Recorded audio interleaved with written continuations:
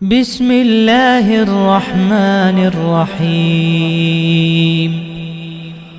بسم الله الرحمن الرحيم. الحمد لله رب العالمين،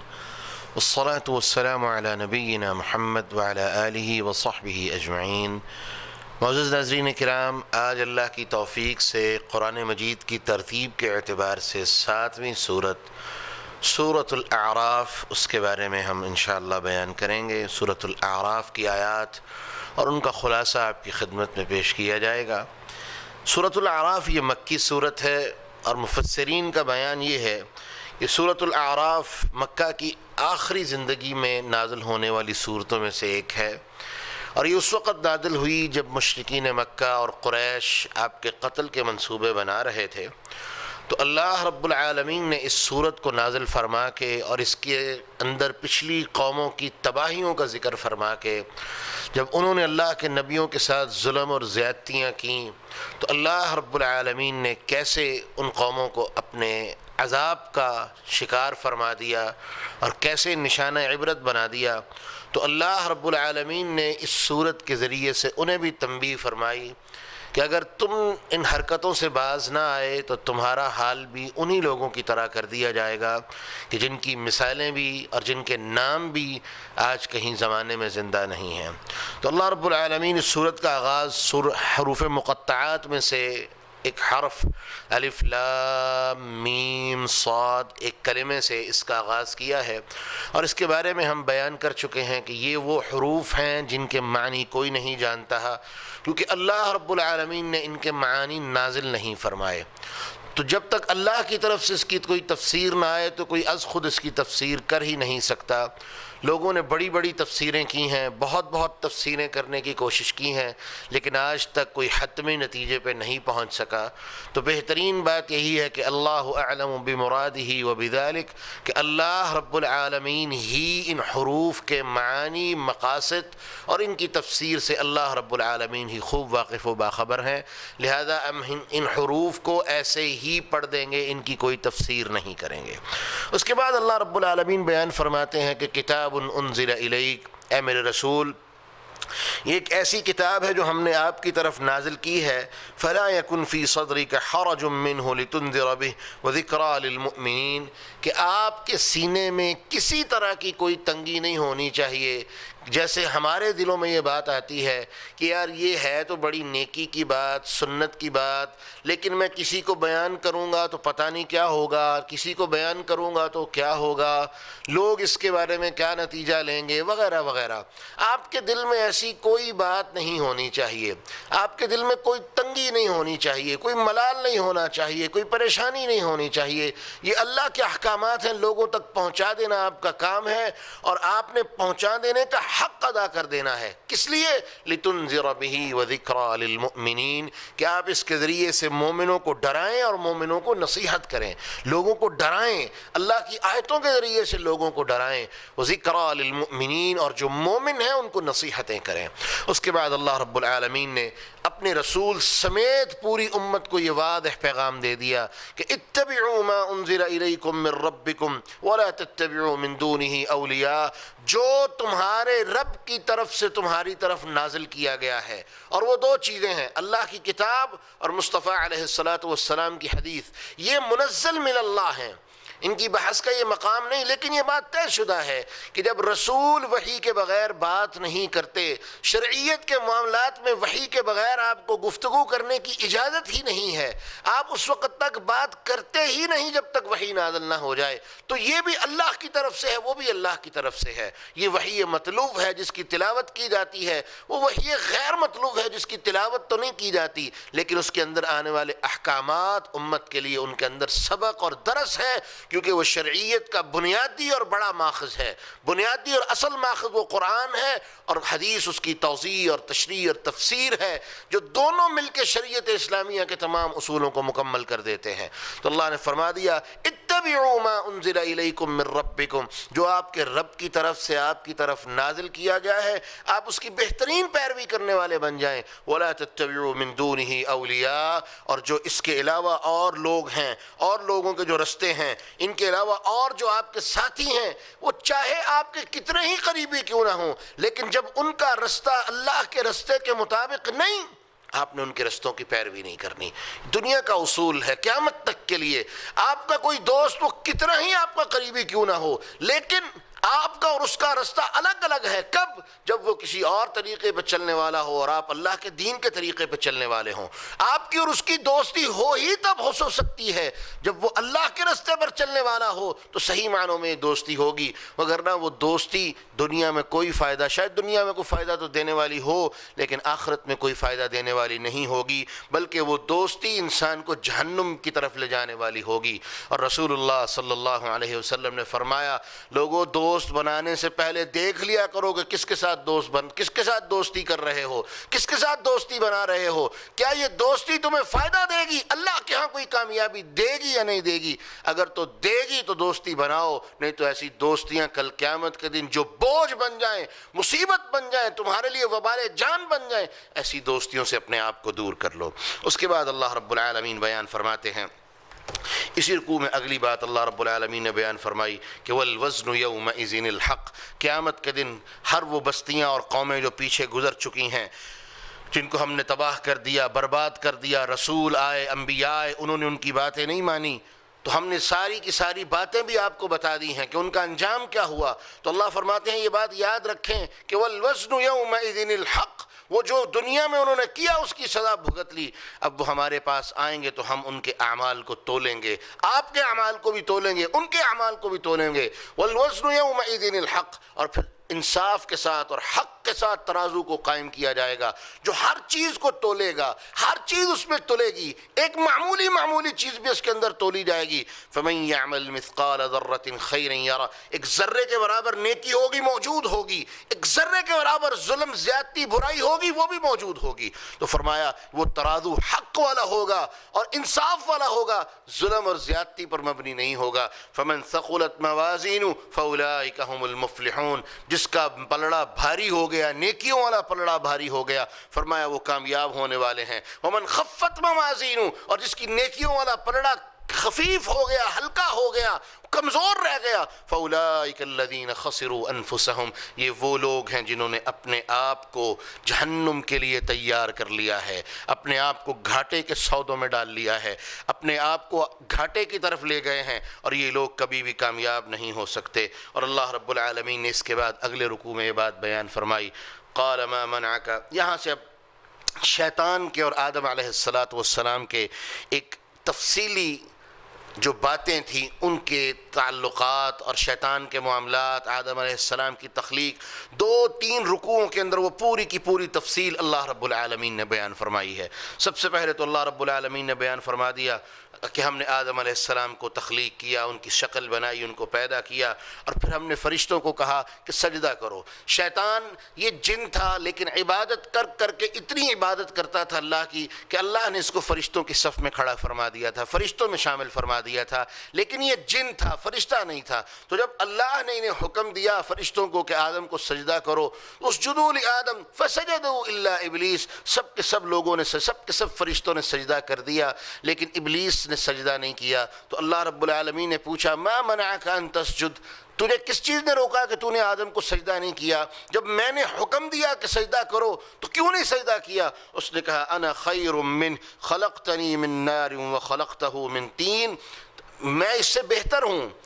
تو نے مجھے آگ سے پیدا کیا ہے اور اس کو مٹی سے پیدا کیا ہے۔ آگ کا کام بلندی کی طرف جانا ہے اور مٹی پیروں تلے رہتی ہے اور پیروں تلے اس کو روندا جاتا ہے، میں اس سے بہتر ہوں، اور میں اپنے سے کمزور کو اور اپنے سے حقیر کو سجدہ کیوں کروں؟ جس کی تخلیق ہی ایک حقیر چیز سے کی گئی ہے، میں اسے سجدہ کیوں کروں؟ تو اللہ رب العالمین نے اس کے تکبر پر اسے جو سزائیں دیں اور اس کے بارے میں فیصلہ فرما دیا، اللہ نے فرما دیا فَاهْبِطْ مِنْهَا فَمَا يَكُونُ لَكَ أَن تَتَكَبَّرَ فِيهَا، یہاں سے نکل جاؤ، چلے جاؤ، یہاں سے دفع ہو جاؤ، مَا يَكُونُ لَكَ أَن تَتَكَبَّرَ فِيهَا، کیونکہ تیرے لیے یہ لائق نہیں تھا کہ تو تکبر کرتا. اور تکبر، سب سے بڑا تکبر ہی یہ ہے کہ انسان کے سامنے اللہ کا حکم آ جائے اور وہ اللہ کا حکم ماننے سے انکار کر دے. انسان کے سامنے اللہ کا حکم آ جائے کہ یہ کرو اور وہ کرنے سے انکار کر دے اور اس کی نہ کرنے کی تعویل اور دلیل پیش کرے، حق کو ٹھکرا دے، حق بات کو ماننے سے انکار کر دے.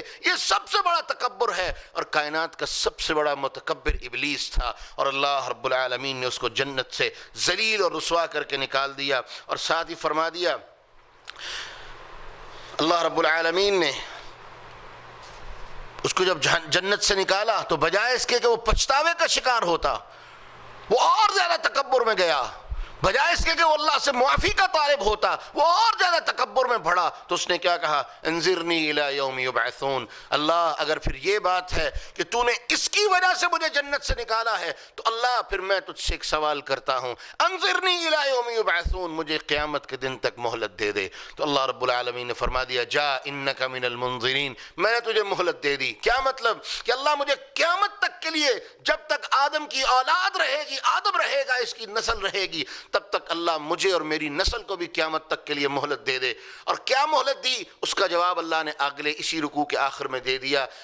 بعضکم لبعض عدو، یہ شیطان تمہارا دشمن ہے، تم اس کے دشمن ہو. تم نے اپنے آپ کو اس سے بچانا ہے اور یہ تمہارے اوپر وار کرے گا. جو بچ گیا وہ جنت میں آ جائے گا، جو ناکام ہو گیا وہ جہنم میں چلا جائے گا. اس کے بعد اللہ رب العالمین بیان فرماتے ہیں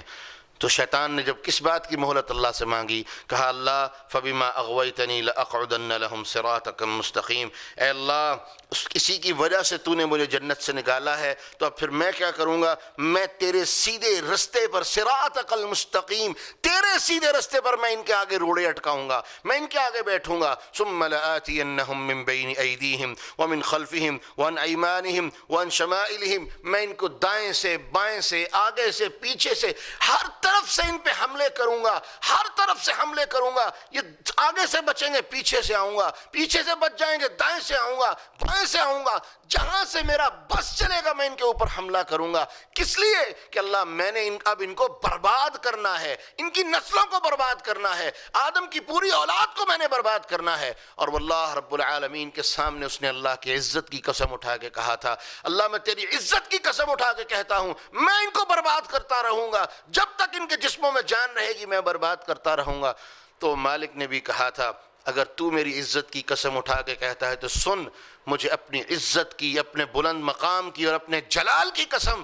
جب تک ان کے جسموں میں جان ہوگی اور مجھ سے معافیاں مانگتے رہیں گے میں اللہ ان کو معاف کرتا رہوں گا. یہاں تک رسول اللہ صلی اللہ علیہ وسلم نے فرمایا اگر دن میں کوئی 70 مرتبہ بھی گناہ کر کے اللہ سے استغفار کرے اللہ اسے معاف فرما دیتے ہیں. تو شیطان نے پھر کہا تھا وَلَا تَجِدُ أَكْثَرَهُمْ شَاكِرِينَ، اللہ میں ان کو اتنا گمراہ کروں گا کہ تو بہت کم لوگوں کو دیکھے گا جو تیری بندگی کرنے والے اور شکر کرنے والے ہوں گے، زیادہ تر میرے چنگل میں پھنس جانے والے ہوں گے. تو اللہ نے فرما دیا تھا اخرج منها مذءوما مدحورا، یہاں سے چلے جاؤ، ہم نے تمہیں ذلیل کر دیا ہے اور رسوا کر کے یہاں سے نکال دیا ہے، یہاں سے چلے جاؤ. تو پھر شیطان جب وہاں سے نکلا تو اس نے اللہ رب العالمین کے سامنے جو قسمیں اٹھائی تھی پھر ان کو پورا کرنے کی ٹھان لی. تو اللہ رب العالمین نے اس کو نکال دینے کے بعد آدم اور حوا کو جنت میں ٹھہرایا، اور ان کا مقصد کیا تھا؟ ان کی ٹریننگ کرنا، ان کی مشق کرنا، ان کو زندگی گزارنے کے اصول اور طریقے سکھانا، تاکہ وہ لوگ اچھی طرح سے اس بات کے لیے ٹریننگ ہو جائیں، اس بات کے لیے ٹرینڈ ہو جائیں کہ زندگی کیسے گزارنی ہے، اللہ کی اطاعت کیا ہے اور معصیت اور نافرمانی کیا ہے. اور اسی سلسلے کی وہ کڑی تھی کہ اللہ رب العالمین نے جب ان کو زمین پر بسانے کا فیصلہ فرما لیا تھا،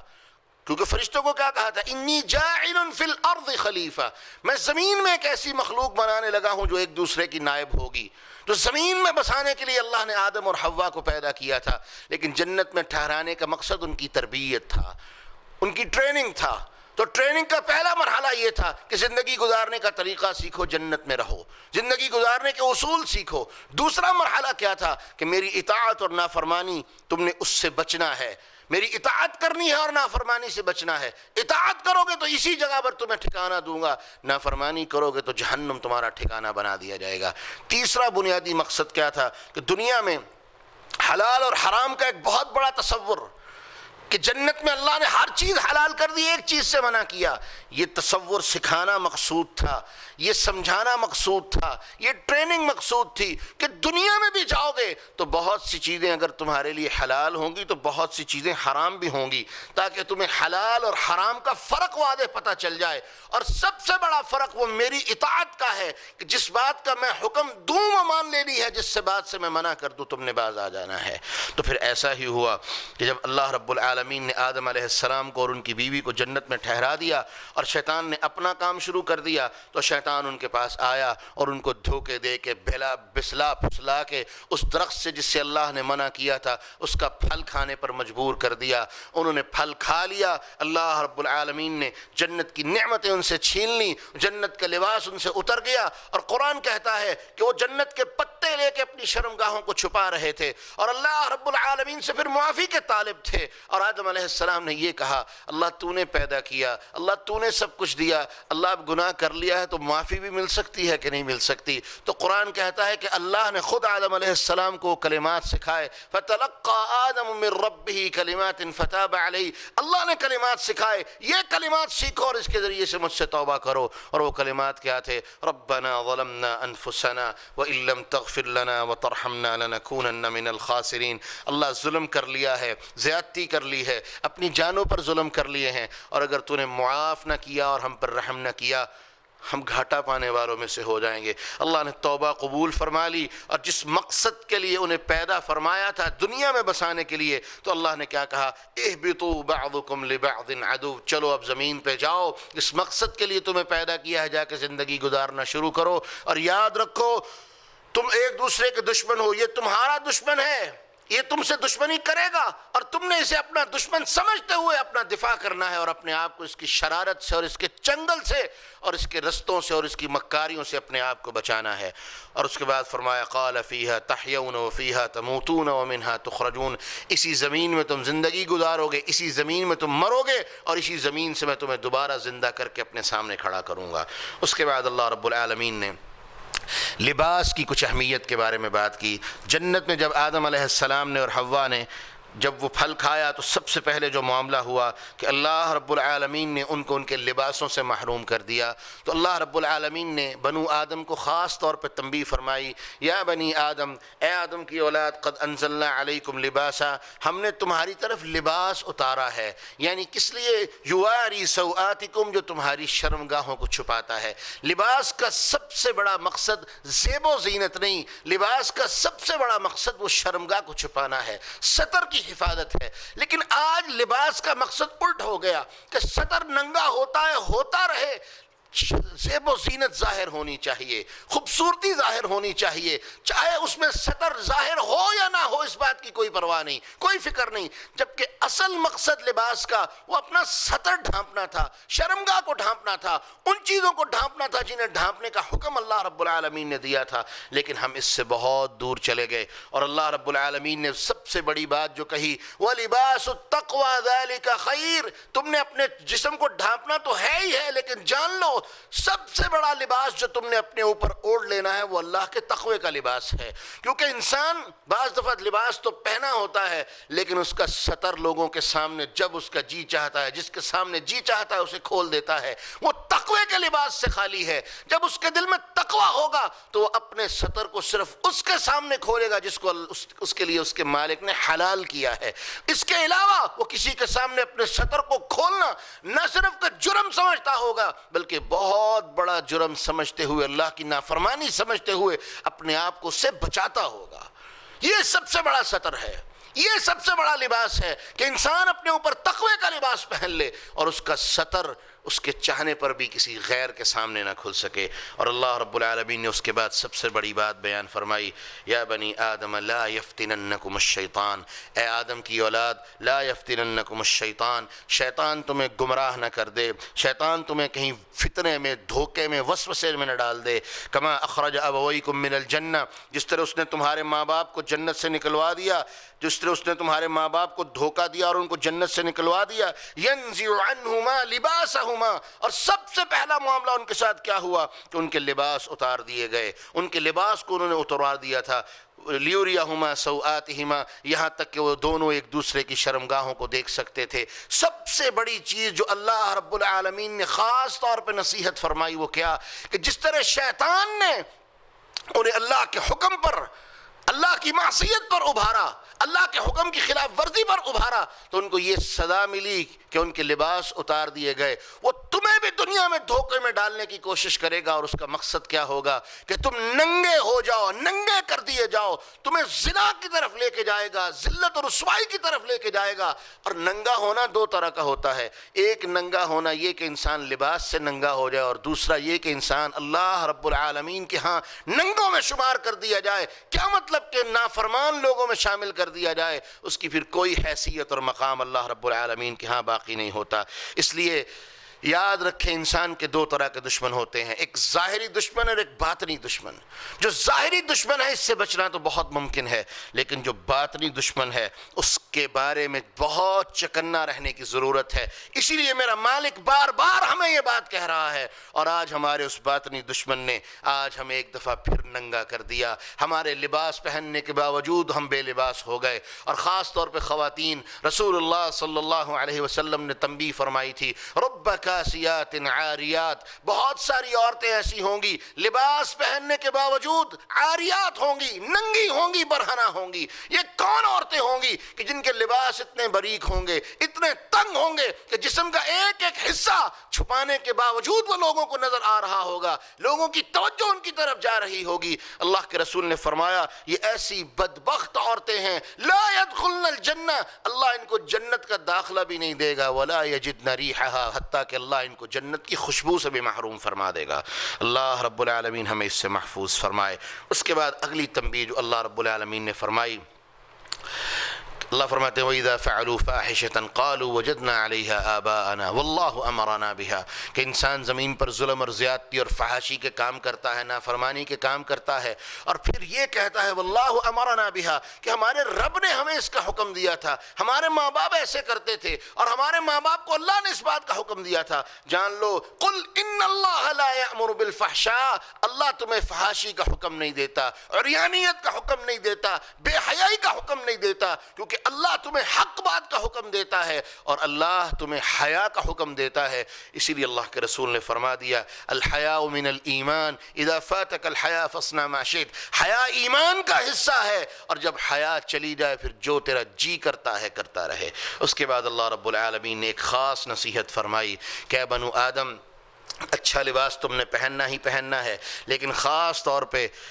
یا بنی آدم خذوا زینتکم عند کل مسجد، جب تم مسجدوں کے قریب آنے لگو تو کیا کرنا ہے، تم نے مسجدوں کے قریب آتے وقت زینت اختیار کرنی ہے۔ یہ ان لوگوں کا رد ہے جو عیسائیت اور یہودیت میں تھے، اور وہ اللہ رب العالمین کا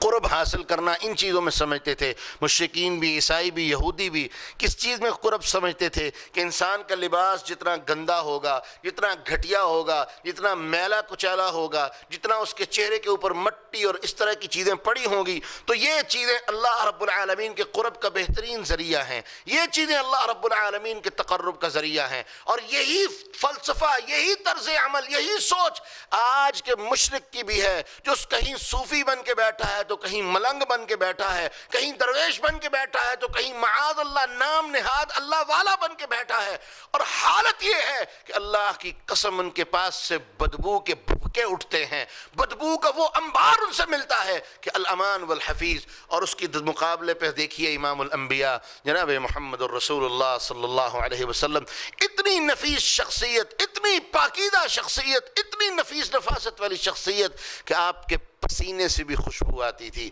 اور مشرکین اور معترضین تو اعتراض کرتے ہیں کہ خوشبو اس لیے آتی تھی کہ اللہ کے رسول بہت زیادہ عطر استعمال کرتے تھے۔ ان کے اعتراض کو ہی مان لو، عطر استعمال کرنا یہ صفائی کی نشانیوں میں سے ہے، نفاست کی نشانیوں میں سے ہے، نہ کہ گندا رہنا یہ اللہ کو پسند ہے۔ اللہ کو خوبصورتی پسند ہے، ان اللہ جمیل یحب الجمال، اللہ خوبصورت ہے اور خوبصورت خوبصورتی کو پسند فرماتے ہیں. یہ خوبصورتی ہمیں اختیار کرنے کا حکم مالک نے دیا ہے. خاص طور پر جب تم میری عبادت کے لیے میری مسجدوں میں آؤ تو اچھا لباس پہن کے آؤ, صاف ستھرا لباس پہن کے آؤ. اور رسول اللہ صلی اللہ علیہ وسلم نے صحابہ کے ایک ایسے گروہ کو بھی نصیحت کی تھی جو دور سے آتے تھے اور غریب تھے, موٹے کپڑے پہن کے آ جاتے, ان سے پسینے کی بدبو آتی. رسول اللہ صلی اللہ علیہ وسلم نے ان کو بھی حکم دیا کہ جمعے کے دن نہا کے مسجد آیا کرو, کپڑے بدل کے آیا کرو, کیونکہ تمہارے پسینے کی بدبو سے دوسرے لوگوں کو تکلیف ہوتی ہے. میں تمہیں منع کرتا ہوں تم نے ایسا نہیں کرنا. اسلام اتنا خوبصورت دین ہے, اور یہی نصیحت اللہ رب العالمین نے انسانوں کو کی تھی,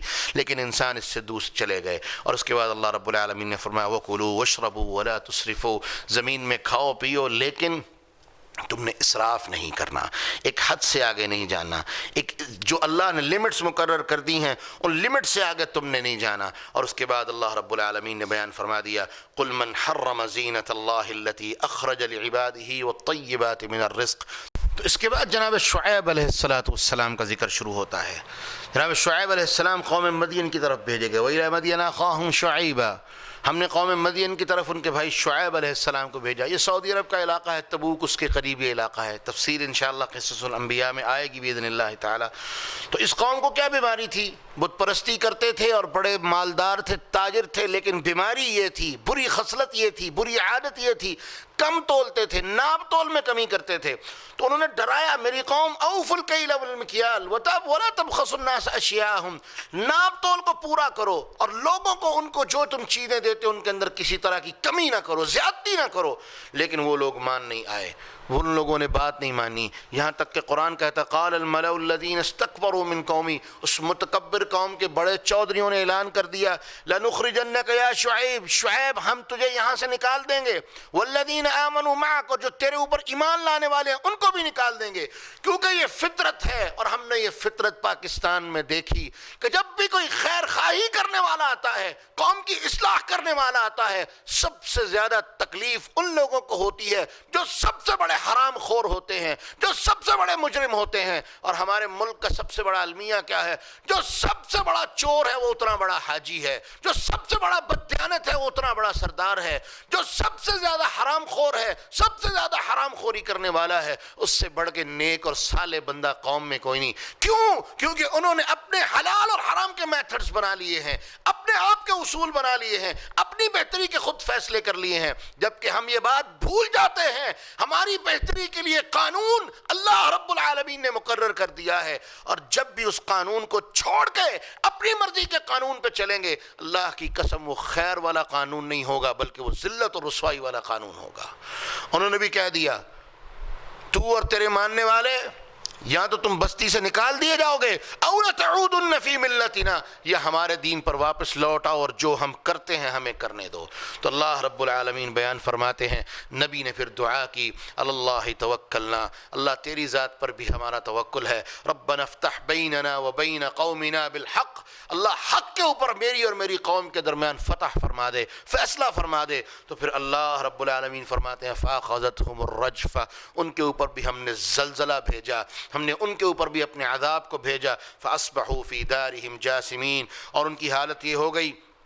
کہ وہ اپنے گھروں کے اندر اوندے منہ پڑے ہوئے تھے, اپنے گھروں کے اندر الٹے منہ زمین پر پڑے ہوئے تھے اور ذلیل اور رسوا کر دیے گئے. اس کے بعد اللہ رب العالمین نے پورے نبیوں کو اور ان کی قوموں کو اور ان کی امتوں کو مخاطب ہو کے کہا کہ لوگوں یاد رکھو وما ارسلنا فی قریۃ من نبی الا اخذنا اہلها بالبأساء والضراء, جب بھی کوئی نبی کسی قوم کی طرف کسی بستی کی طرف بھیجا گیا ہے تو اس بستی والوں کو تنگیاں بھی آئی ہیں, تکلیفیں بھی آئی ہیں. کس لیے؟ لعلہم یتضرعون, تاکہ وہ تضرع کرنے والے, گڑ گڑانے والے, عاجزی کرنے والے, اللہ سے سوال کرنے والے بن جائیں. اور اللہ فرماتے ہیں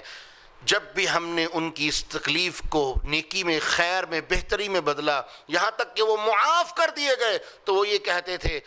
جو ہماری زبان کا جملہ ہے کہ جی اللہ نے ہمارے سر پہ کوئی احسان نہیں کیا, یہ تو ہمارے آباء و اجداد سے اللہ پر ایک ذمہ داری تھی, اللہ نے وہ پوری کی ہے. تو اللہ رب العالمین بیان فرماتے ہیں فَأَخْذْنَاهُمْ بَغْتَةً, پھر ایسے لوگوں کو ہم اچانک پکڑ لیتے ہیں, مہلت بھی نہیں دیتے اور ان کو شعور تک نہیں ہوتا. اور اس کے بعد اللہ رب العالمین نے 3 باتیں بیان فرمائیں. اللہ رب العالمین بیان فرماتے ہیں وَلَوْ أَنَّ أَهْلَ الْقُرَىٰ آمَنُوا وَاتَّقَوْا لَفَتَحْنَا عَلَيْهِمْ بَرَكَاتٍ مِّنَ السَّمَاءِ وَالْأَرْضِ۔ انسان عام طور پہ یہ سمجھتا ہے کہ نیکی کا فائدہ بدی کا جو نقصان ہے اور برائی کا جو نقصان ہے وہ صرف آخرت میں ہوگا، جبکہ ایسا قطعا نہیں ہے۔ حقیقت یہ ہے کہ دنیا کے اندر ہی اللہ رب العالمین نیکی اور بدی کی سزا کا اور نیکی کے بہتر بدلے کا صلہ اللہ رب العالمین دنیا میں ہی دینا شروع فرما دیتے ہیں۔ اور آخرت کے اندر اللہ رب العالمین اس نیکی کا بہترین اور مکمل صلہ اور اس برائی کی مکمل سزا اللہ رب العالمین عطا فرمائیں گے۔ تو اللہ رب العالمین فرماتے ہیں کہ نیکی کا جو بدلہ ہے وہ دنیا کے اندر رزق میں فراوانی کی شکل میں، برکت کی شکل میں، نیک بیوی کی شکل میں، فرما بردار بچوں کی شکل میں، کئی شکلوں میں اللہ رب العالمین عطا فرماتے ہیں۔ اور بدی کا صلہ جو ہے وہ اللہ رب العالمین بیماری، پریشانی، تنگ دستی، یہ کرونا ہماری بدیوں اور ہمارے گناہوں کی سزا اللہ رب العالمین دنیا کے اندر ہی یہ سلسلے فرما دیتے ہیں۔ اللہ فرماتے ہیں وَلَوْ أَنَّ أَهْلَ الْقُرَىٰ آمَنُوا، اگر یہ بستیوں والے اللہ پر ایمان لے آئیں، وَاتَّقَوْا، اور ڈر جائیں، تقوی اختیار کر لیں، لَفَتَحْنَا عَلَيْهِمْ بَرَكَاتٍ مِّنَ السَّمَاءِ وَالْأَرْضِ، ہمارا وعدہ ہے کہ ہم آسمان اور زمین سے ان کے لیے برکتوں کے دروازے کھول دیں گے۔ ایسا ہے، ہم نے تاریخ پڑھی ہے، ہم جانتے ہیں ایسا ہے کہ جب زمین پر اللہ کے تقوی کو قائم کر دیا جائے اور اللہ پہ ایمان لانے کے حق کو ادا کر دیا جائے، اللہ رب العالمین اپنے بھیجے ہوئے عذابوں کو واپس موڑ لیتے ہیں۔ اللہ رب العالمین اپنے بھیجے ہوئے عذابوں کو دنیا سے واپس پھیر لیتے ہیں۔ اور ساتھ ہی اللہ نے فرما دیا کہ لوگوں جان لو، اگر تم یہ سمجھتے ہو کہ تم جو مرضی کرتے رہو اور تمہیں پرواہ نہیں ہے تو جان لو اللہ کا عذاب تمہارے اوپر اس وقت بھی آ سکتا ہے جب تم سو رہے ہو، بے خبر سو رہے ہو، اس وقت بھی آ سکتا ہے کہ جب تم صبح کے وقت میں کھیل کود میں مصروف ہو، اس وقت بھی اللہ کا عذاب تم پر آ سکتا ہے۔ اور یاد رکھو، تم اللہ کی تدبیروں سے اپنے آپ کو بے خوف نہ کر لو، کیونکہ وہ مالک ہے، وہ جب تک چاہتا ہے مہلت دیتا ہے، لیکن جب وہ تدبیر کرنے پہ آئے، جب وہ فیصلہ کرنے پہ آئے، فلا یأمن مکر اللہ الا القوم الخاسرون، تو صرف گھاٹا پانے والی قوم ہی اللہ رب العالمین کی تدبیروں سے اپنے آپ کو محفوظ سمجھ سکتی ہے، جبکہ کوئی بھی اس کائنات میں اللہ کی تدبیر سے نہیں بچ سکتا۔ اور امام محمد بن عبد الوہاب نے اپنی کتاب التوحید میں ایک پورا باب اس آیت کے تحت قائم کیا ہے کہ بہترین توحید کی نشانیوں میں سے ایک نشانی یہ بھی ہے کہ انسان ہر وقت اس بات سے ڈرتا رہے کہ اگر میں یہ گناہ کا کام کروں گا، میرے اللہ کی تدبیر اور اس کا عذاب میرے اوپر مسلط ہو جائے گا۔ اور کوئی بندہ اللہ رب العالمین کے عذاب سے جب وہ آ جائے، جب اس کی تدبیریں آ جائیں، تو سوائے اس کی رحمت کے کوئی نہیں بچ سکتا۔ جب وہ عذاب بھیجتا ہے تو پھر سب پہ آتا ہے۔ اللہ رب العالمین ہمیں اس سے محفوظ فرمائے۔ اس کے بعد بنی اسرائیل کا ایک مفصل سلسلہ، ایک تفصیلی سلسلہ بنی اسرائیل کا، موسیٰ علیہ السلام اور ان کی قوم کا، اور اس کے ساتھ فرعون کا ان کے ساتھ جو معاملہ تھا، ایک مفصل سلسلہ اس سورۃ الاعراف پہ آیا ہے، جس کا بیان میں 5 منٹ کے اندر مختصراً آپ کے سامنے وہ کون کون سی چیزیں آئی تھیں وہ میں آپ کے سامنے بیان کر کے اس سورت کے اختتام کی طرف چلوں گا۔ بعد اللہ رب العالمین مشرکین مکہ کی ایک سوچ کا رد کر رہے ہیں۔ انہوں نے اپنے اوپر اللہ رب العالمین کی کئی حلال کردہ چیزوں کو حرام کر لیا تھا، اور اللہ رب العالمین نے اپنے رسول کو کہا ذرا ان سے پوچھیں، قل کہہ دیجئے میرے نبی، من حرم زینت اللہ التی اخرج لعبادہ والطیبات من الرزق، کس نے حرام کیا ہے ان کے اوپر اس زینت کی چیزوں کو، ان کھانے پینے کی پاک اور طیب چیزوں کو جو اللہ رب العالمین نے نازل فرمائی ہیں، کس نے ان کے اوپر حرام کیا ہے؟ قل ہی للذین آمنوا فی الحیات الدنیا خالصۃ یوم القیامہ، کہہ دیجئے یہ ساری کی ساری چیزیں للذین آمنوا ان لوگوں کے لیے ہیں جو ایمان لانے والے ہیں، فی الحیات الدنیا، دنیا کی زندگی میں، خالصتاً خاص طور پہ یوم القیامہ، اور قیامت کے دن بھی اللہ رب العالمین یہ نعمتیں ایمان والوں کو ہی عطا کرے گا۔ کیا مطلب کہ مشرکین مکہ اگر دنیا کی زندگی میں اپنے اوپر یہ چیزیں حرام کرتے ہیں تو کرتے رہیں، لیکن اللہ نے ایمان والوں کے لیے حلال کی ہیں، وہ ان نعمتوں سے دنیا میں بھی فائدہ اٹھائیں گے، ان کے لیے آخرت میں کچھ نہیں، اللہ ان کو آخرت میں بھی یہ نعمتیں عطا فرمائے گا۔ اور اس کے بعد اللہ رب العالمین نے فرما دیا جو اصل چیز اللہ نے حرام کی ہے اس کی بات کریں، اور وہ کیا ہے؟ انما حرم ربی الفواحش ما ظہر منہا وما بطن، یہ ہے اصل چیز جو میں اللہ نے تمہارے اوپر حرام کی ہے، اور وہ کیا ہے؟ ہر طرح کی فحاشی، بے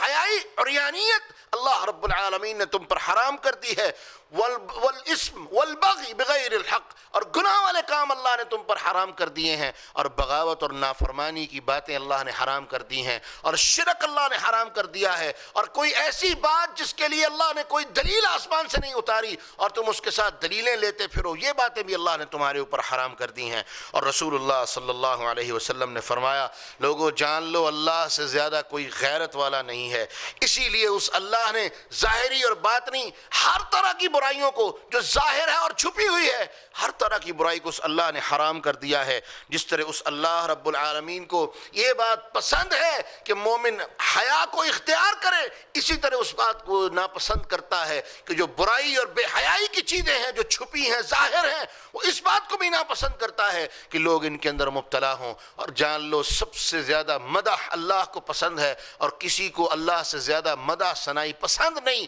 کیونکہ جو مدح کرنے کے چکر میں اللہ کے علاوہ پڑے گا وہ تکبر کا شکار ہوگا، جبکہ اللہ کو اپنی مدح پسند ہے، اللہ کو اپنی حمد و ثنا پسند ہے، اور اللہ نے ہمیں حمد و ثنا کرنے کا حکم دیا ہے۔ اس کے بعد اصحاب الاعراف کی باتیں چل نکلیں، جو اس صورت کا وجہ تسمیہ بھی ہے، جو اس صورت کا نام بھی ہے۔ اللہ رب العالمین بیان، سب سے پہلے یہ جان لیں اعراف کیا ہے۔ اعراف جنت اور جہنم کے درمیان ایک جگہ کا نام ہے۔ اس جگہ پر ان لوگوں کو رکھا جائے گا کہ نہ ان کی نیکیاں اتنی ہوں گی کہ جنت میں جا سکیں، اور نہ ان کے گناہ اتنے ہوں گے کہ وہ جہنم میں جا سکیں، یعنی ان کا معاملہ برابری والا ہوگا۔ ان کی نیکیاں اور ان کے اعمال، ان کی بدیاں اور برائیاں یہ برابر کے ہوں گے۔ اور اللہ رب العالمین بیان فرماتے ہیں کہ ان کو ایک مقام پر، جس مقام پر رکھا جائے گا وہ جنت اور جہنم کے درمیان ہوگا، وہ مقام اعراف کہلائے گا۔ اور وہاں پر وہ دیکھیں گے کہ جب جنتی وہاں ان کے پاس سے گزریں گے تو انہیں سلام کریں گے، ان پر سلام کریں گے، ان پر سلامتی کریں گے۔ اور وہ لوگ جب گناہگار اور گناہ والے جن کو جہنم کی طرف لے جایا جا رہا ہوگا، جب ان کے سامنے سے گزریں گے تو اصحاب الاعراف ان سے اپنے منہوں کو پھیر لیں گے، ان کے لیے نفرت کا اظہار کریں گے، اور ان کے بارے میں کراہت کا اظہار کریں گے، اور اللہ سے جہنم سے پناہ مانگیں گے۔ اور اس کے ساتھ ساتھ جب جہنمی ان کے سامنے سے گزریں گے تو ان سے مخاطب بھی ہوں گے، ان کو پوچھیں گے، او فلاں آدمی، تو دنیا میں بڑا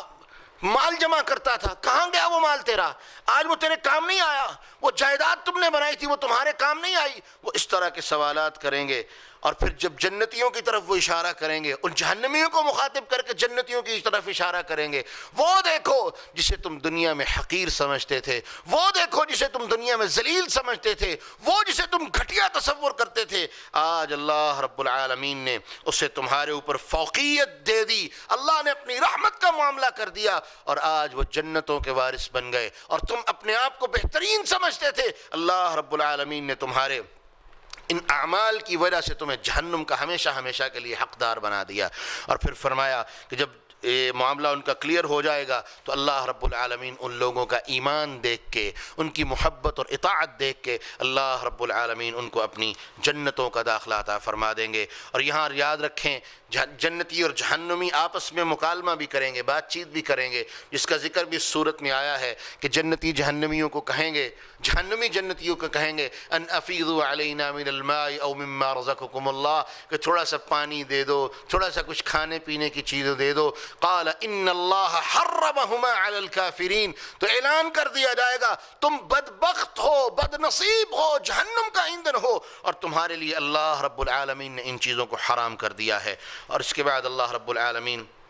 اگلے رکوع میں جو سب سے زیادہ اطاعت اور عبادت کے حقیقی اسباب اور ان کی بنیاد اور اخلاص کی باتیں اللہ رب العالمین نے کی ہیں، ان میں سب سے پہلے اللہ رب العالمین بیان فرماتے ہیں ان ربکم اللہ الذی خلق السماوات والارض فی 6 ایام ثم استوى علی العرش، کہ تمہارا رب وہ ہے جس نے آسمان اور زمین کو 6 دن میں پیدا کیا، ثم استوى علی العرش، پھر وہ عرش پر مستوی ہو گیا، یغشی اللیل النہار، وہ دن کو رات سے ڈھانپتا ہے اور رات کو دن سے نکالتا ہے، والشمس والقمر والنجوم، یہ دن رات چاند سورج ستارے سب کچھ اس کی نشانیاں ہیں۔ اور پھر اللہ رب العالمین نے فرما دیا مسخرات بامرہ، صرف نشانیاں نہیں بلکہ یہ میرے حکم کے تابع ہیں، ایک رتی برابر بھی میرے حکم کے خلاف نہیں چل سکتے۔ اور ساتھ ہی فرما دیا الا لہ الخلق والامر، لوگوں جان لو یہ مخلوق بھی اسی کی ہے، یہ تخلیق بھی اسی کی ہے، والامر، اور اس کے اوپر حکم بھی اسی کا چلے گا۔ اور بات بھی یہی سمجھ آتی ہے، جو کریٹر ہو، جو بنانے والا ہو، جو خالق ہو، جو مالک ہو، جو مدبر الامور ہو، اسی کا حق ہے کہ وہ پوری کائنات کے معاملات کو کنٹرول کرے۔ جس طرح دنیا میں انسان کسی ادارے میں جا کے ملازمت اختیار کرے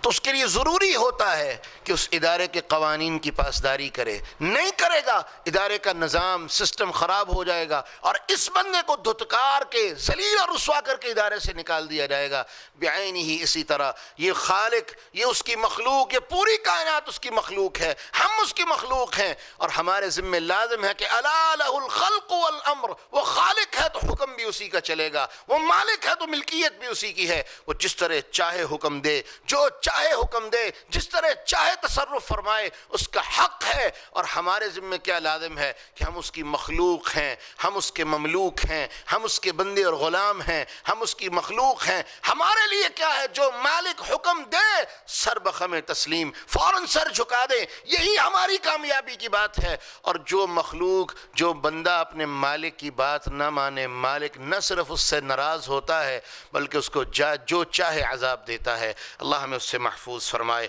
اور اس کے بعد اللہ رب العالمین بیان فرماتے ہیں، دعا کے آداب میں سے سب سے بڑا ادب سمجھا دیا۔ اللہ رب العالمین فرماتے ہیں ادعوا ربکم تضرعا وخفیا، اپنے رب کو تم نے پکارنا ہے، تضرع سے پکارو۔ سب سے پہلا اصول تضرع کے ساتھ، عاجزی کے ساتھ۔ کیا مطلب؟ کہ اللہ رب العالمین کے حضور گڑ گڑاتے ہوئے، عاجزی کرتے ہوئے، روتے ہوئے، التجائیں کرتے ہوئے، یہ اللہ کو سب سے زیادہ پسند ہے۔ اور حدیث میں بھی آتا ہے، رسول اللہ صلی اللہ علیہ وسلم نے فرمایا، بندے کی تضرع سے بڑھ کے اللہ رب العالمین کو کوئی چیز بندے کی دعا میں سے پسند نہیں ہے۔ اور اس کے ساتھ فرمایا خفیہ طریقے کے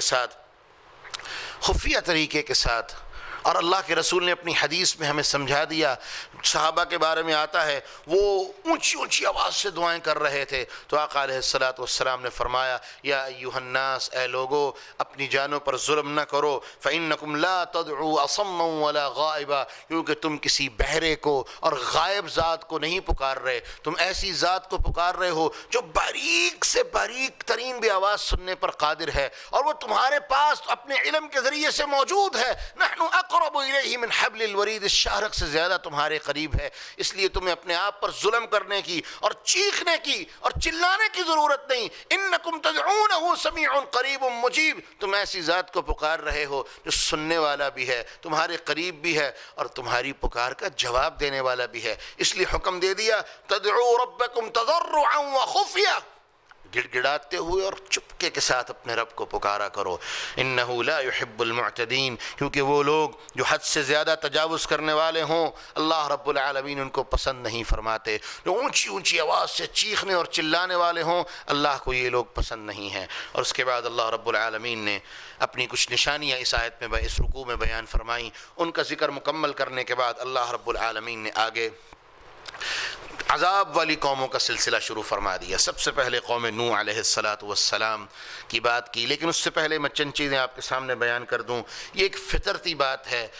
جب لوگوں کے سامنے اللہ رب العالمین اپنی ہر چیز کو واضح فرما دیں، ہر طرح کے دلائل کو واضح فرما دیں، اس کے بعد بھی جب لوگ اللہ رب العالمین کی بات کو نہ مانیں، اس کے انبیاء کی دعوت کو قبول نہ کریں، تو پھر ان کا حق ہے کہ انہیں عذاب دیا جائے، ان کا حق ہے کہ یہ مالک کے نافرمان ہیں، ان کا حق ہے، اور مالک کا بھی حق ہے۔ مالک کا حق ہے وہ جس طرح چاہے اپنی مخلوق کے بارے میں تصرف فرمائے، اور ہم مخلوق کا حق کیا ہے؟ جب وہ مالک کی نافرمانی کریں تو پھر وہ تیار رہیں ان کا مالک جو چاہے ان کے بارے میں فیصلہ فرمائے۔ اور پھر اللہ رب العالمین کیا فیصلے فرماتا ہے؟ وہ اپنے عذاب بھیجتا ہے، انہیں اپنے عذاب سے دوچار کرتا ہے۔ اللہ ایسی قوموں کو تباہ و برباد کر دیتا ہے، اور کئی قومیں ان کا ذکر یہاں پر قرآن میں اللہ رب العالمین نے کیا، اور اس طرح سے کیا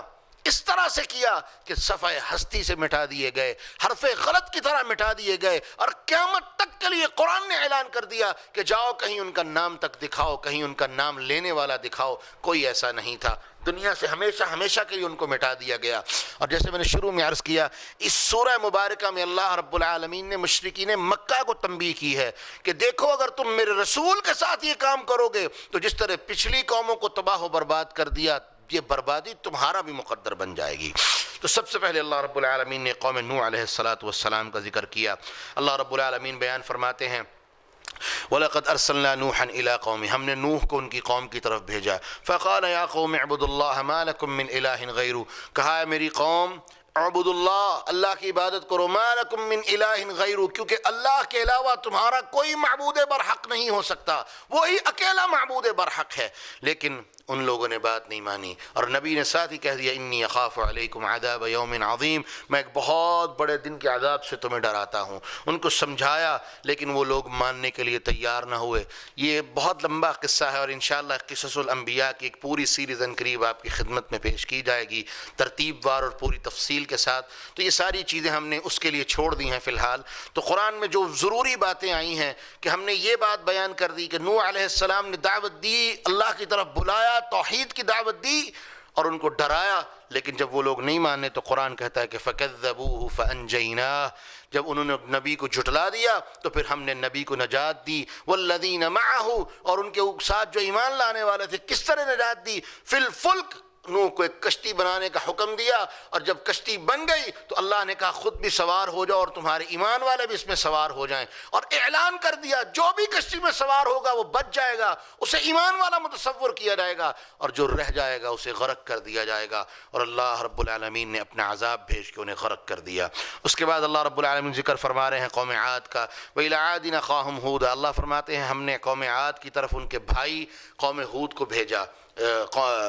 ان کے بھائی ہود علیہ السلام کو بھیجا، تو انہوں نے کیا کہا تھا، یا قوم اعبدوا اللہ ما لکم من الہ غیرہ، سیم بات کہی۔ سارے انبیاء کی دعوت میں ایک چیز کامن ہے، نوح سے لے کے محمد الرسول اللہ صلی اللہ علیہ وسلم تک اللہ کی رحمت ان نبیوں پر نازل ہو اور اللہ کے درود و سلام نازل ہو ان نبیوں پر، سب کی دعوت میں ایک چیز کامن تھی، ما لکم من الہ غیرہ، تمہارے لیے اللہ کے علاوہ کوئی معبود برحق نہیں، اس کی بندگی پہ آ جاؤ۔ یہی دعوت نوح نے دی، یہی دعوت ہود علیہ السلام دے رہے ہیں، ما لکم من الہ غیرہ افلا تتقون، ڈرتے نہیں ہو اللہ سے، تقوی اختیار کرو اور اس کی بندگی کی طرف آؤ۔ لیکن جب وہ بھی نہ مانے تو اللہ رب العالمین بیان فرماتے ہیں قوم ہود تھوڑی اکڑ میں آئی، بدتمیز قوم تھی، بد دماغ قوم تھی، اعلانیہ کہہ دیا اجئتنا لنعبد اللہ وحدہ، کیا تو ہمارے پاس اس لیے آیا ہے کہ تمہیں ہمیں ایک اللہ کی عبادت پر لگائے، ایک اللہ کی وحدانیت کے لیے بلائے، وَنَذَرَ مَا كَانَ يَعْبُدُ آبَاؤُنَا، اور تو ہمیں ڈراتا ہے ان کے بارے میں اور چھوڑنے کی باتیں کرتا ہے ان کے بارے میں جو ہمارے جن کے پوجا ہمارے بڑے کرتے تھے، ہمارے آباء و اجداد جن کے طریقے پہ تھے، فَأْتِنَا بِمَا تَعِدُنَا، جا ہم نے تیری بات نہیں ماننی، جا ہم نے تجھے غلط کہنا ہے، جا ہم نے تیری دعوت کو قبول نہیں کرنا، جا جس چیز کی تو ہمیں دھمکیاں دیتا ہے، جو ڈراوے دیتا ہے، جا وہ لے کے آ، جا اللہ کو کہہ اپنا عذاب بھیج دے، اپنے الہ کو کہہ ہمارے اوپر اپنا عذاب بھیج دے۔ جب قوم اس طرح کی باتوں پر آ جائے تو اللہ رب العالمین نے اعلان فرما دیا ان کنت من الصادقین، اور نبی کو ساتھ چیلنج کیا کہ اگر تو سچا ہے تو پھر جا اپنے رب کو کہہ کہ ہمارے اوپر اپنا عذاب نازل کرے۔ تو قرآن کہتا ہے فَأَنْجَيْنَاهُ وَالَّذِينَ مَعَهُ بِرَحْمَةٍ مِّنَّا، ہم نے ہود کو اور ان کے ساتھیوں کو اپنی رحمت سے نجات دے دی، وَقَطَعْنَا دَابِرَ الَّذِينَ ظَلَمُوا، اور وہ لوگ جو ظلم کرنے والے تھے ہم نے ان کی جڑیں تک اور ان کے نشان تک ہمیشہ ہمیشہ کے لیے کاٹ کے رکھ دیے اور ان کے نام کو زمین سے مٹا دیا۔ اس کے بعد اللہ رب العالمین حضرت صالح علیہ السلام اور ان کی قوم سمود کا ذکر کر رہے ہیں، وَإِلَىٰ ثَمُودَ أَخَاهُمْ صَالِحًا، اللہ رب العالمین بیان فرماتے ہیں قوم سمود کی طرف ہم نے ان کے بھائی صالح علیہ السلام کو بھیجا، انہوں نے بھی وہی بات کہی مَا لَكُم مِّنْ إِلَٰهٍ غَيْرُهُ، کیا ہے تمہارے لیے اللہ کے علاوہ کوئی معبود برحق نہیں۔ پھر انہوں نے مطالبے کیے، طرح طرح کے مطالبے کیے، اللہ کی نشانیوں کے مطالبے کیے، اللہ نے بطور نشانی ایک اونٹنی عطا کر دی، لمبا قصہ ہے جس کا یہ محل نہیں، لیکن انہوں نے نہ صرف کہ اللہ کی اس نشانی کے ماننے کا انکار کیا بلکہ اس کے ساتھ ساتھ انہوں نے اونٹنی کو بھی قتل کر دیا۔ تو اللہ رب العالمین بیان فرماتے ہیں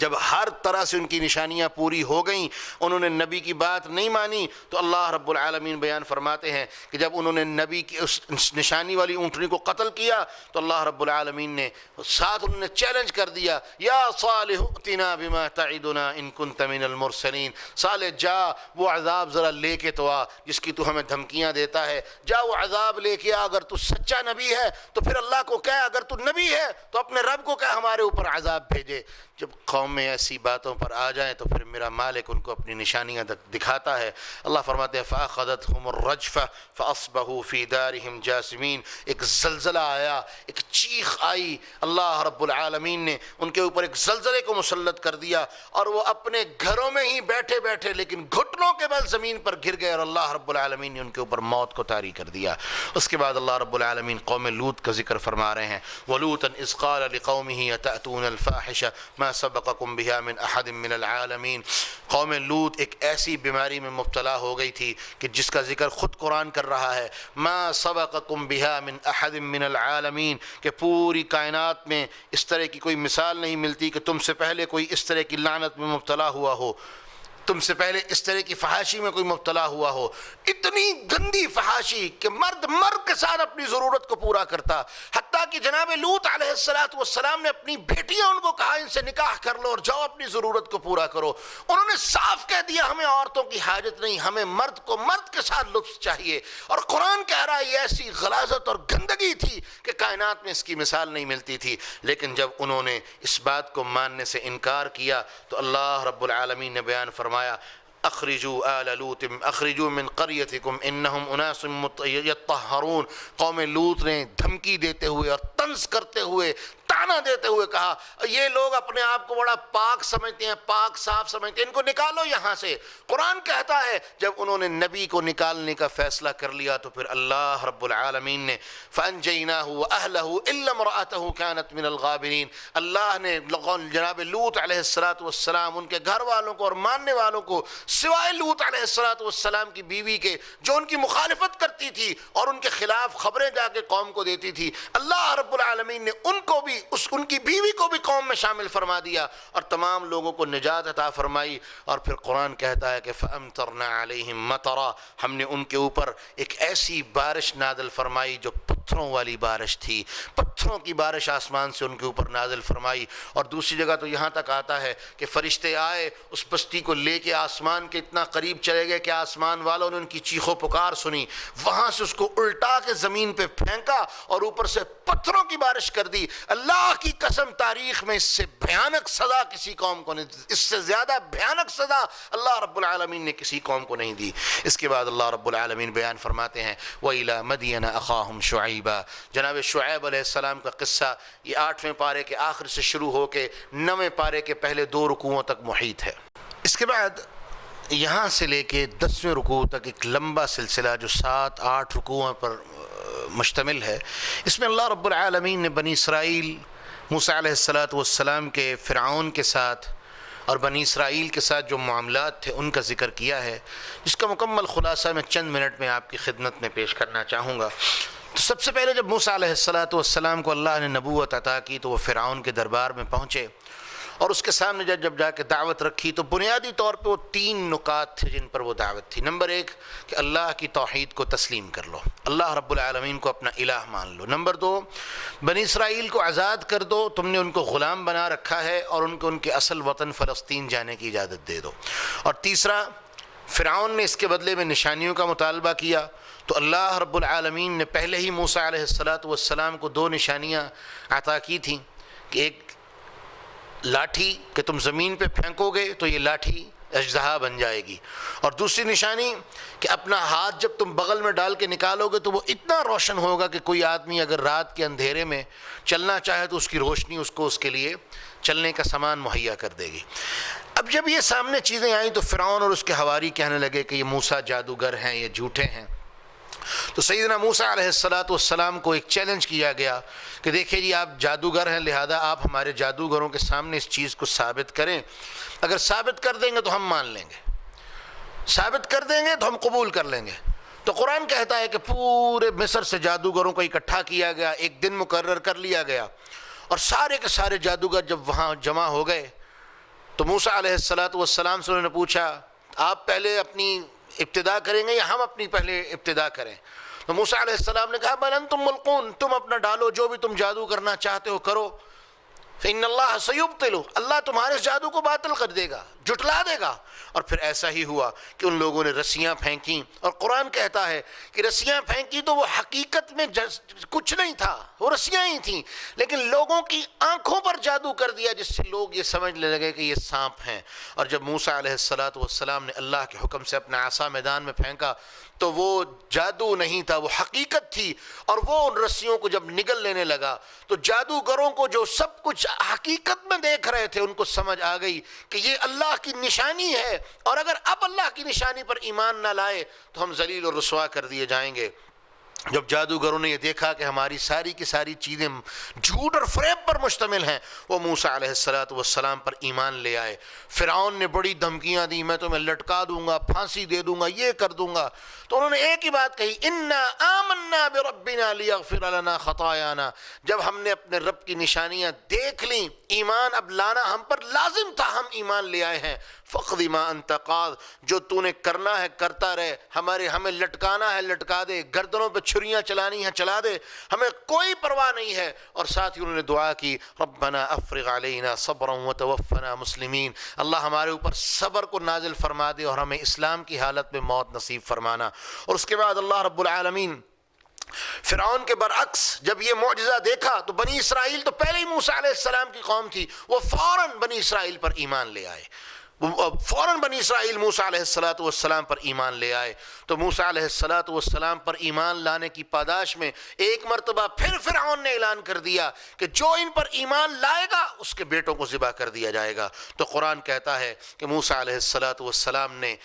اپنی قوم کو نصیحت کی اور وعظ کیا اور تاکید کی، استعینوا باللہ واصبروا، اللہ سے مدد طلب کرو اور صبر کرتے رہو، ان الارض للہ یورثها من یشاء من عبادی، یہ زمین اللہ کی ہے اور اپنے بندوں میں سے جسے چاہے اس کا وارث بنا دیتا ہے، والعاقبۃ للمتقین، اور جان لو اگر دنیا میں تنگی اور تکلیف آئے گی کوئی بات نہیں، لیکن اچھا انجام جنت کی شکل میں اللہ نے اپنے بندوں کے لیے تیار کر رکھا ہے۔ جب فرعون نے ان کے اوپر ظلم کرنا شروع کیا تو اللہ رب العالمین نے بھی آسمان سے پے در پے 7 عذاب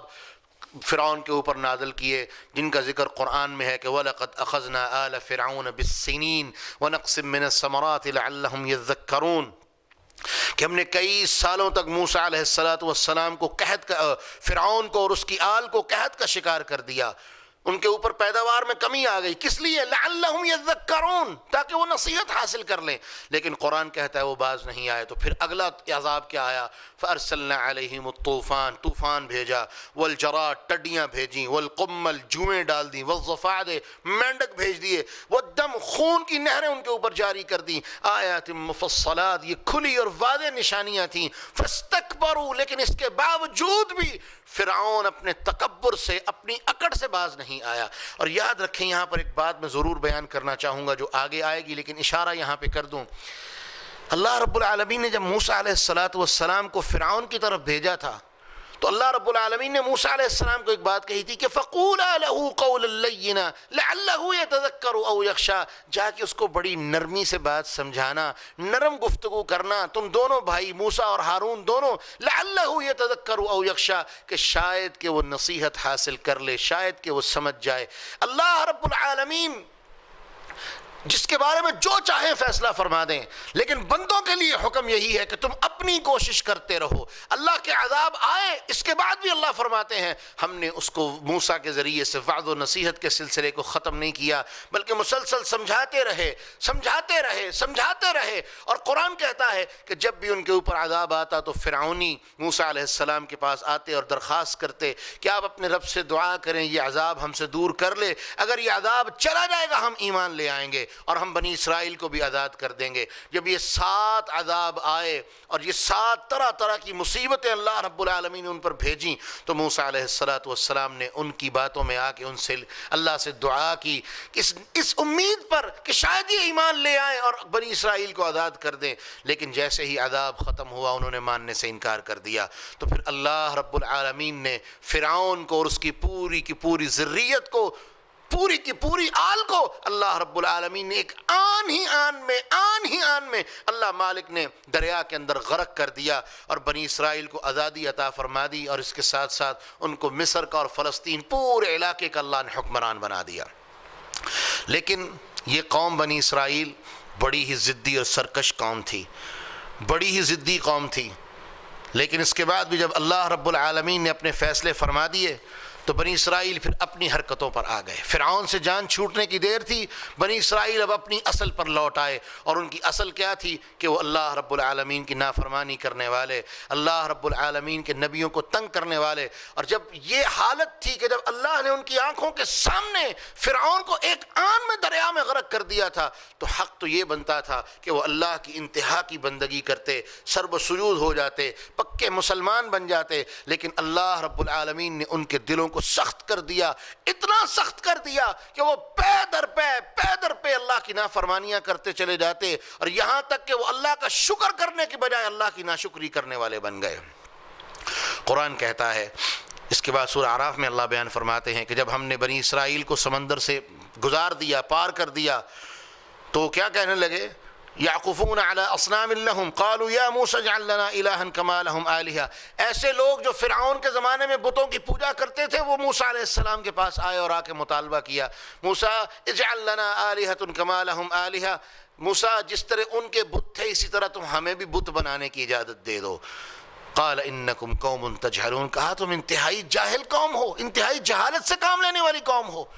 اللہ نے تمہیں نجات دی ہے، بتوں نے تمہیں کیا دیا ہے؟ ساری زندگی بت پرستی کرتے رہو، فرعون تمہیں ذلیل کرتا رہا ہے، اللہ کی عبادت کرو جس نے تمہیں فرعون سے نجات دی ہے۔ لیکن وہ باز نہ آئے، بت پرستی کا خمار ان سے ختم نہ ہوا۔ تو جب اللہ رب العالمین نے 40 دن کے لیے موسیٰ علیہ السلام کو کوہ طور پر اپنی ملاقات کے لیے بلایا، تو قرآن کہتا ہے پیچھے سے انہوں نے پھر بت پرستی کرنا شروع کر دی۔ وَاتَّخَذَ قَوْمُ مُوسَىٰ مِن بَعْدِهِ مِنْ حُلِيِّهِمْ عِجْلًا جَسَدًا لَهُ خُوَارٌ، سامری نام کے ایک بندے نے ان کو بہکا دیا، قوم کے زیورات کو جمع کر کے ایک بچڑا بنایا، اس کے اندر سے آواز گزرتی تھی تو بڑی خوبصورت آواز آتی تھی، انہوں نے اس کو اپنا رب بنا لیا۔ أَلَمْ يَرَوْا أَنَّهُ لَا يُكَلِّمُهُمْ وَلَا يَهْدِيهِمْ سَبِيلًا، قرآن کہتا ہے وہ اندھے ہو گئے تھے، ان کو نظر نہیں آتا تھا کہ نہ یہ ان سے بات کر سکتا ہے اور نہ ہی ان کو سیدھا رستہ دکھا سکتا ہے۔ وَكَانُوا ظَالِمِينَ، اور وہ ظلم کرنے والے تھے۔ اور پھر اللہ رب العالمین کے حکم سے جب موسیٰ علیہ السلام واپس آئے، اپنے بھائی کو ان پر نگران چھوڑ کے گئے تھے، تو موسیٰ علیہ السلام نے جب قوم کی حالت دیکھی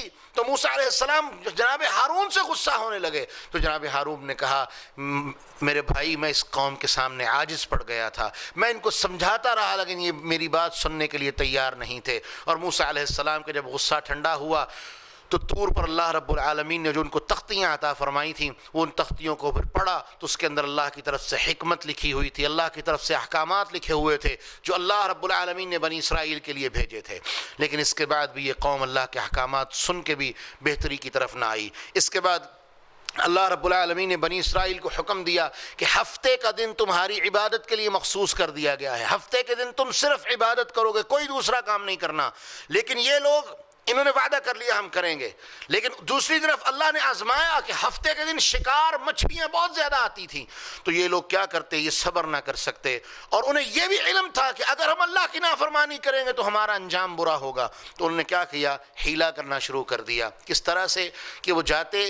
کے دریا کے گرد، سمندر کے گرد بڑے بڑے تالاب بنا کے آ جاتے۔ جب ہفتے کے دن مچھلیاں زیادہ آتی تو فطرتی طور پر پانی جو ہے وہ تالابوں کی طرف رخ کرتا تو مچھلیاں اس میں بہت زیادہ آ جاتی۔ تو جب اگلے دن جاتے تو وہ پیچھے سے اس تالابوں کو بند کر کے مچھلیوں کو پکڑ لاتے۔ یہ ان کی بے ایمانی تھی جس کا ذکر قرآن کر رہا ہے، اور اللہ رب العالمین کو ان کی بے ایمانی پر شدید غصہ آیا، اور اللہ رب العالمین نے ان کو بندر بنا دیا، ان کو خنزیر بنا دیا، یہاں تک کہ 7 دن کے لیے نشان عبرت بنانے کے بعد اللہ رب العالمین نے ان کو مار دیا اور ذلیل و رسوا کر دیا۔ تو اس کے بعد جب یہ لوگ اس طرح کی حیلہ سازی سے بال نہ آئے، لالچ میں اندھے تھے، بات سننے کے لیے تیار نہ تھے، تو بعض نیک لوگوں نے ان کو سمجھایا کہ لوگوں دیکھو ایسا نہ کرو، لوگوں دیکھو ایسا نہ کرو۔ اللہ کے نبی تو سمجھا ہی رہے تھے، نیک لوگوں نے بھی ان کو سمجھایا ایسا مت کرو، لیکن وہ سننے کے لیے تیار نہیں تھے، کیونکہ ان کے دلوں پر مہریں لگ چکی تھیں، کیونکہ انہوں نے اپنے لیے ہلاکت اور تباہی کو چن لیا تھا۔ تو نیک لوگوں نے کیا کہا؟ آج ہم نے تمہیں یہ دعوت دے دی ہے تاکہ کل قیامت کے دن تم اللہ کے سامنے یہ نہ کہہ سکو کہ ہمیں تو کسی نے سمجھایا ہی نہیں تھا۔ یہی ذمہ داری آج کے علماء کی بھی ہے۔ انبیاء نہیں آنے، لیکن علماء کی ذمہ داری ہے قوم کے اوپر اپنی حجت قائم کریں، قوم کو سمجھا دیں، توحید کی دعوت دے دیں۔ اور میں ان علماء سے درخواست کروں گا جو سٹیج پہ تو بیٹھنے والے ہیں، لیکن عالم یہ ہے کہ وہ سٹیج پہ بیٹھ کے دعوت نہیں دیتے، توحید نہیں سناتے، بلکہ دعوت دین کے علاوہ وہ سب کچھ لوگوں کو سنا دیتے ہیں۔ اللہ کی قسم یہ حجت تمہارے خلاف ہوگی کہ تم نے سٹیج پہ بیٹھ کے لوگ تمہاری بات سننے کے لیے آتے تھے، تم نے لوگوں کو دین کی دعوت نہیں دی۔ یہ بات، یہ عمل تمہارے خلاف اللہ کے ہاں حجت ہوگا۔ حجت یہ قائم کرو کہ لوگوں تک دعوت پہنچاؤ، اللہ کے دین کی اور توحید کی دعوت پہنچاؤ، اور اس طرح پہنچاؤ کہ حق ادا ہو جائے، حجت قائم ہو جائے، تاکہ کل قیامت کو بھی یہ نہ کہہ سکے اللہ ہم تو مولویوں کے پاس جاتے تھے لیکن مولویوں نے ہمیں توحید نہیں سنائی، کچھ اور ہی سنا کے ہمیں بھیج دیتے تھے۔ اللہ ہمیں اس سے محفوظ فرمائے۔ تو قرآن کہتا ہے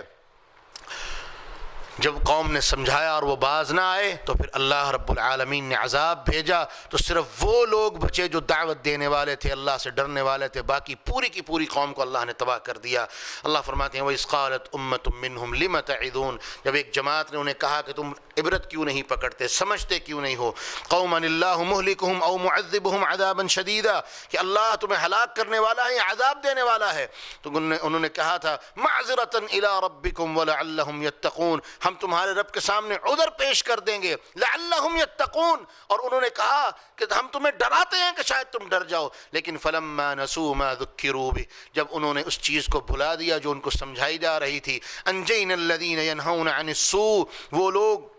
جب اس بات سے بھول گئے، اس بات سے اور اس انجام سے بھی بھول گئے جو ان کے لیے بہت برا تھا، وَأَخَذْنَا الَّذِينَ ظَلَمُوا بِعَذَابٍ بَئِيسٍ بِمَا كَانُوا يَفْسُقُونَ، تو اللہ فرماتے ہیں پھر وہ لوگ جو فسق و فجور کرنے والے تھے ہم نے ان کو ایک سخت اور برے قسم کے عذاب میں پکڑ لیا، اللہ رب العالمین نے ان کو تباہ و برباد کر دیا۔ اس کے بعد موسیٰ علیہ السلام نے بھی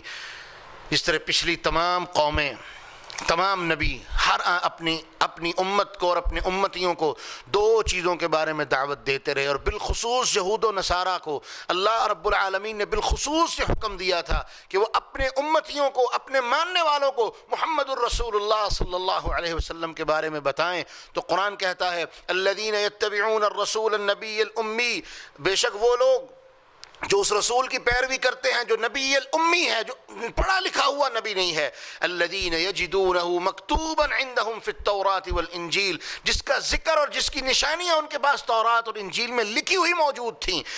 یأمرہم بالمعروف وینہاہم عن المنکر، کیا نشانیاں تھیں کہ وہ نبی ان کو امر بالمعروف کا حکم دے گا، ان کو برائی سے روکے گا، ویحل لہم الطیبات، اچھی چیزوں کو ان کے لیے حلال کرے گا، گندی اور غلیظ چیزوں کو ان سے دور کرے گا، ان کو روکے گا، ویضع عنہم اصرہم والاغلال التي كانت علیہم، اور وہ بڑے بڑے طوق اور بوجھ جو انہوں نے اپنی گردنوں میں اپنی بدعمالیوں کی وجہ سے ڈال رکھے تھے، یہ نبی اللہ کے حکم سے ان کی گردنوں سے طوق اتار دے گا۔ فالذین آمنوا بہ وعزروہ ونصروہ، پس وہ لوگ جو ایمان لائے، جو اس نبی پر ایمان لے آئیں گے، وعزروہ ونصروہ، اللہ ان کو قوت دے گا اور ان کی مدد کرے گا، واتبعوا النور الذی انزل معہ اولئک هم المفلحون، تو لوگوں یاد رکھو جو اس نور کی پیروی کر لے گا وہی کامیاب ہونے والا ہے۔ لیکن بنی اسرائیل نے اس کے بھی کرنے سے انکار کر دیا۔ اللہ رب العالمین نے واضح نشانیاں ان کی کتاب میں واضح بیان فرما دی تھی، کھلے کھلے نشانات واضح فرما دیے تھے، لیکن اس کے بعد بھی بنی اسرائیل نے نہ رسول اللہ صلی اللہ علیہ وسلم کو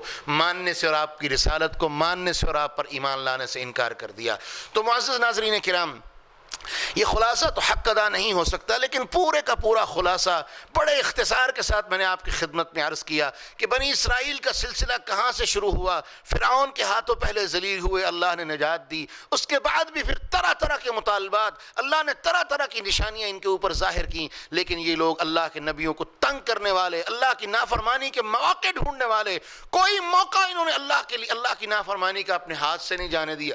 اور یہاں تک کہ یہ حیلے میں، مکاری میں، دھوکے میں، عیاری میں ساری قوموں سے آگے بڑھے ہوئے تھے۔ یہی وجہ ہے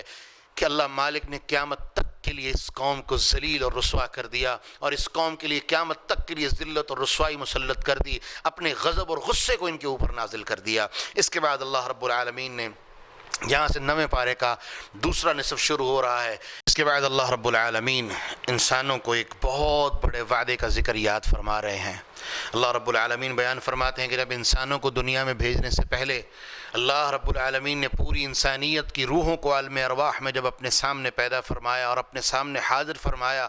تو اللہ رب العالمین نے اس وقت ایک وعدہ لیا، اور اس وعدے کے بارے میں رسول اللہ صلی اللہ علیہ وسلم فرماتے ہیں مجھے اللہ کے ساتھ کیا ہوا یہ وعدہ یاد ہے لیکن لوگوں تم بھول چکے ہو۔ اللہ فرماتے ہیں وَإِذْ أَخَذَ رَبُّكَ مِن بَنِي آدَمَ، جب ہم نے بنو آدم سے من ظہورہم وذریتہم واشہدہم علی انفسہم، آدم کی پشتوں سے جب ان کی اولاد کو نکالا اور ان کے اپنے آپ کو ان کے اوپر گواہ بنا دیا۔ کس بات کا وعدہ لیا، کس بات کی گواہی لی؟ الستُ بربکم، لوگوں بلاؤ اس بات کا اعلان کرو کہ بتاؤ کیا میں تمہارا رب ہوں یا نہیں ہوں؟ قالوا بلا، تو سب نے اس وقت بیک زبان ہو کے کہا تھا اللہ تو ہمارا رب ہے۔ شہدنا علی انفسنا، اور اللہ فرماتے ہیں ہم نے اس بات پر ان کے اپنے آپ کو، ان کی اپنی ذات کو اس بات پر گواہ بنا دیا ان تقولوا یوم القیامت انا کنا عن هذا غافلین، کہ کہیں کل قیامت کا دن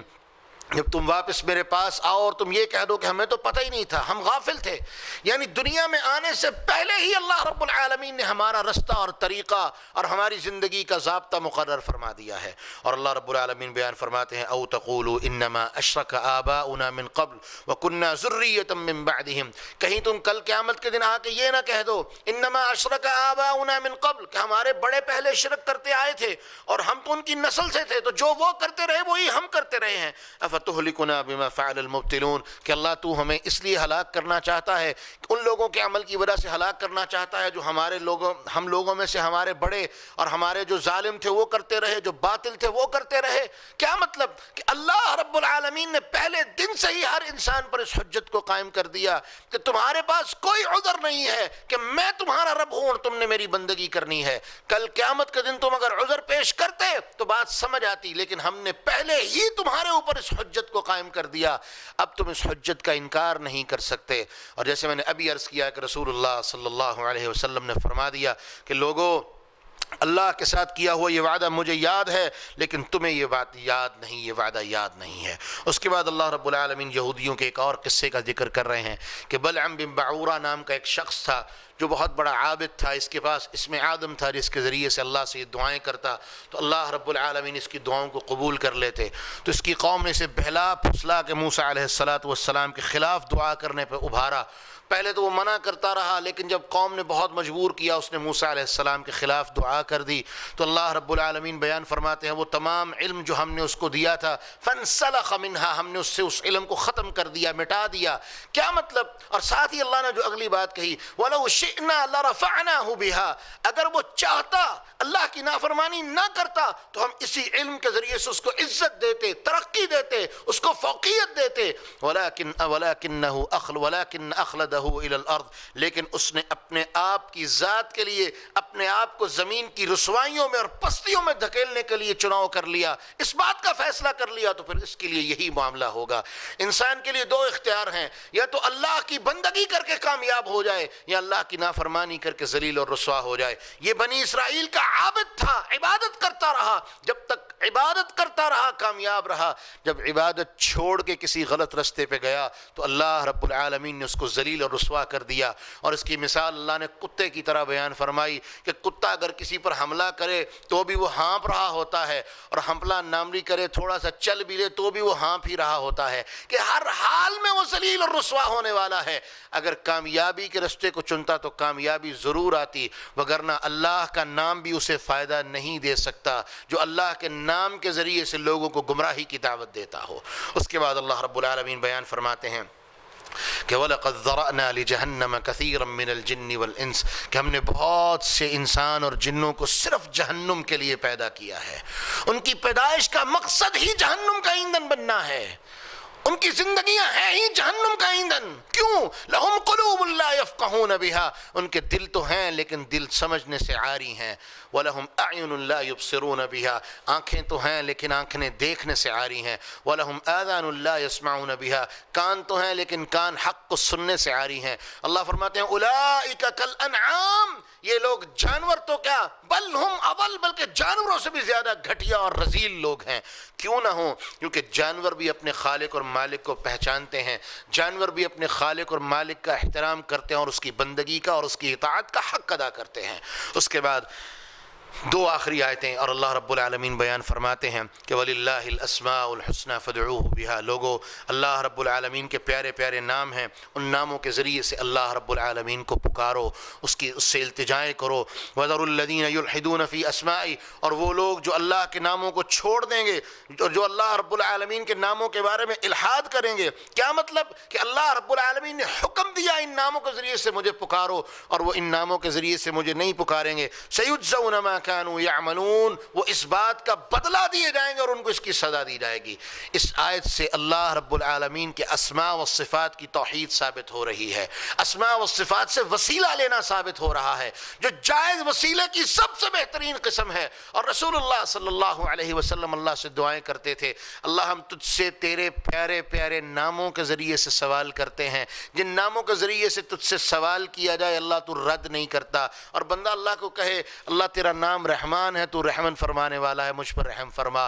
تیرا نام کریم ہے، تو کرم فرمانے والا ہے، مجھ پر کرم فرما. یہ سب سے بہترین وسیلہ ہے جو اللہ کے رسول سے بھی ثابت ہے. اس کے علاوہ مردوں کا وسیلہ، انسانوں کا وسیلہ، میں یہ بات پہلے بھی عرض کر چکا ہوں، خالق کے سامنے مخلوق کے وسیلے نہیں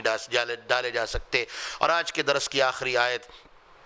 اللہ رب العالمین نے اپنے رسول کی زبانی ایک بہت بڑا اعلان کروا دیا، اور یہ اعلان صرف اس سمجھ والے کو ہی سمجھ آ سکتا ہے جو سمجھنا چاہے، وگرنہ یہ اعلان اس بندے کے لیے کوئی معنی نہیں رکھتا جو سمجھنا نہیں چاہتا، جو اللہ اور اس کے رسول میں، خالق اور مخلوق میں فرق نہیں کرنا چاہتا. اللہ فرماتے ہیں میرے نبی اعلان فرما دیں قُل لَا أَمْلِكُ لِنَفْسِي نَفْعًا وَلَا ضَرًّا، میرے نبی اعلان کر دیں کہ میں اپنی جان کے لیے کسی نفع کا بھی مالک نہیں ہوں، نقصان کا بھی مالک نہیں ہوں، الا ما شاء اللہ، جو میرا رب میرے بارے میں چاہے وہ فیصلہ فرمائے. وَلَوْ كُنْتُ أَعْلَمُ الْغَيْبَ لَاسْتَكْثَرْتُ مِنَ الْخَيْرِ، اور نہ ہی میں غیب کا جاننے والا ہوں. اگر میں غیب کا جاننے والا ہوتا لَاسْتَكْثَرْتُ مِنَ الْخَيْرِ، تو یہ انسان کی فطرت ہے کہ وہ خیر کو اکٹھا کر لیتا. وَمَا مَسَّنِيَ السُّوءُ، اور میں کسی تکلیف اور برائی اور پریشانی کو اپنے قریب بھی نہ آنے دیتا. اور ایسا ہی تھا، اللہ کے رسول اگر غیب جانتے تو آپ کی زندگیوں کی تو ایک طویل داستان تکلیفوں سے بھری پڑی ہے،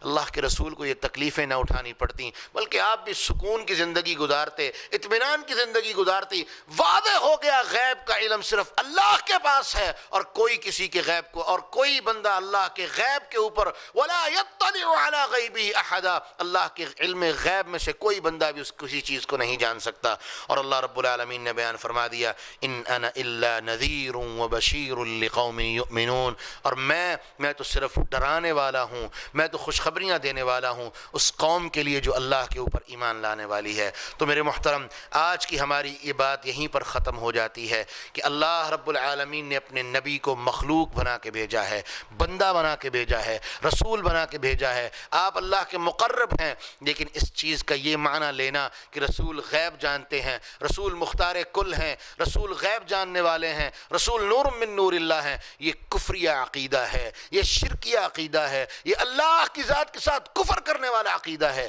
اپنے آپ کو اس عقیدے سے دور کر لو، کیونکہ قرآن کی آیتیں کھول کھول کے ہر چیز کو بیان کر دینے والی ہیں. جو قرآن کی آیتوں پر ایمان رکھنے والا ہے وہ کامیاب ہو جائے گا، اور جو قرآن کی آیتوں پر ایمان نہیں لائے گا وہ ذلیل اور رسوا ہو جائے گا. اللہ سے دعا ہے اللہ رب العزت ہمارا سننا سنانا اپنی بارگاہ میں قبول فرمائیں. وآخر دعوانا ان الحمد للہ رب العالمین.